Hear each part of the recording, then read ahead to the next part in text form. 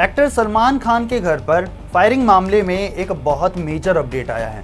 Actor ने आरोपियों के वकील अमित मिश्रा को मानहानि यानी कि डेफेमेशन का एक नोटिस भेजा है। दरअसल आरोपी विकी गुप्ता और सागर पाल के वकील अमित मिश्रा ने कुछ दिन पहले मीडिया से बात की थी। उन्होंने कहा था कि मेरे क्लाइंट के परिजनों को जेल में बंद दाऊद इब्राहिम के गुर्गों से डर है। वो सलमान के कहने पर सागर और विक्की का मर्डर कर सकते हैं। सलमान ने इसी बात पर अमित को मानहानि का नोटिस भेजा है। इस नोटिस पर अमित ने कहा, मैंने तो बस अपने क्लाइंट का पक्ष रखा था, मैंने अपनी तरफ से कुछ भी नहीं कहा था। फिर भी मुझे डराने के लिए और प्रेशर डालने के लिए मानहानि का नोटिस भेज दिया गया है। मैं एक वकील हूं, लेकिन फिलहाल विक्टिम बन गया हूं।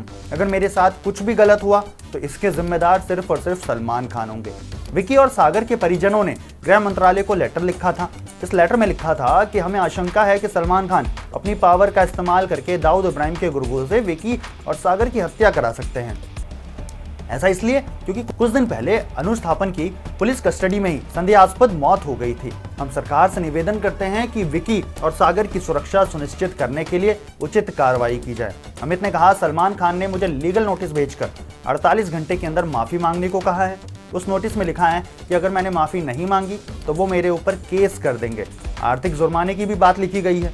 मुझे समझ नहीं आ रहा कि आखिर किस बिना पर मुझे नोटिस भेजा गया है। मैंने तो बस आरोपियों के परिजनों का पक्ष रखा था। लेटर में जो लिखा था उसी को मीडिया के सामने एक्सप्लेन किया था।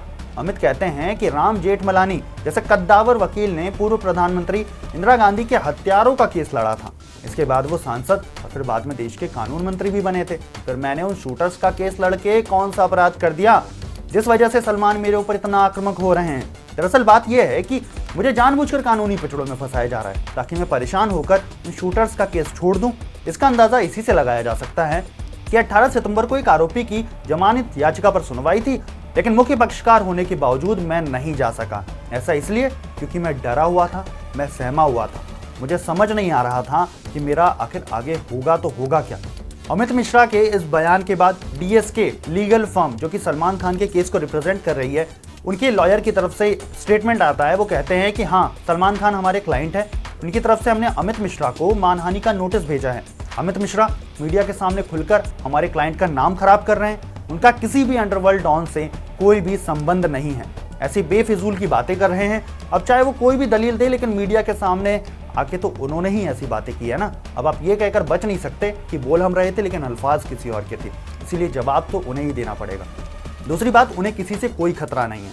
वो ऐसी बातें करके बस हमारे क्लाइंट का नाम खराब करने की कोशिश कर रहे हैं। फिलहाल अमित मिश्रा ने इस नोटिस के जवाब में एक शॉर्ट रिप्लाई दे दिया है कि उन्हें कानूनी रूप से अपना पक्ष रखने के लिए 1 महीने का समय लगेगा।